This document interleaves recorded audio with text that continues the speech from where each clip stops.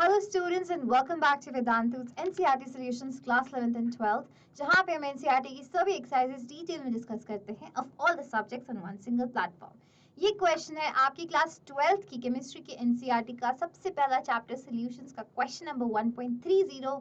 ये क्वेश्चन कहता है calculate the amount of benzoic acid required for preparing 250 ml of 0.15 molar solution in methanol. मतलब आपने benzoic acid डालना है किसमें?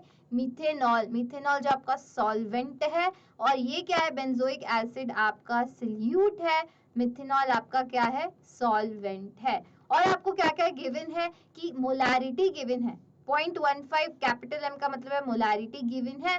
तो मोलारिटी का फॉर्मूला पहले से लिख लेती हूँ। मोलारिटी का फॉर्मूला सबको पता होना चाहिए अगर आप इसके क्वेश्चन सॉल्व करें। होता है number of moles of solute, number of moles of solute upon क्या होता है?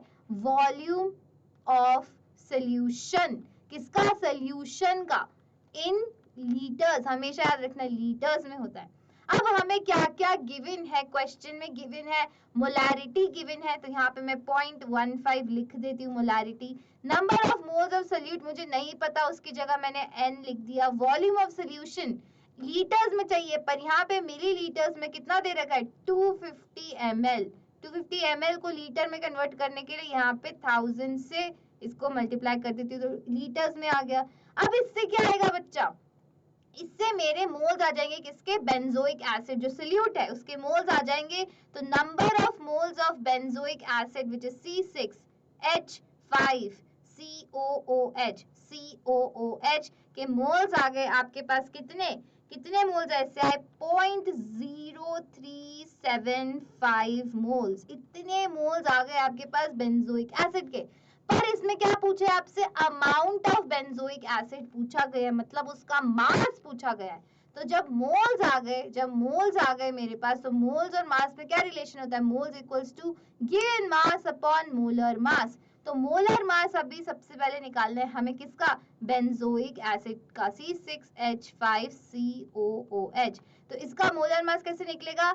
12 into 6 जो कि कार्बन का एटॉमिक वेट है। कितने कार्बन है? 6 प्लस 5 हाइड्रोजन है, हाइड्रोजन का एटॉमिक वेट होता है 1 प्लस एक और कार्बन है 12 उसका एटॉमिक वेट प्लस 2 ऑक्सीजन है तो 16 into 2 प्लस एक हाइड्रोजन।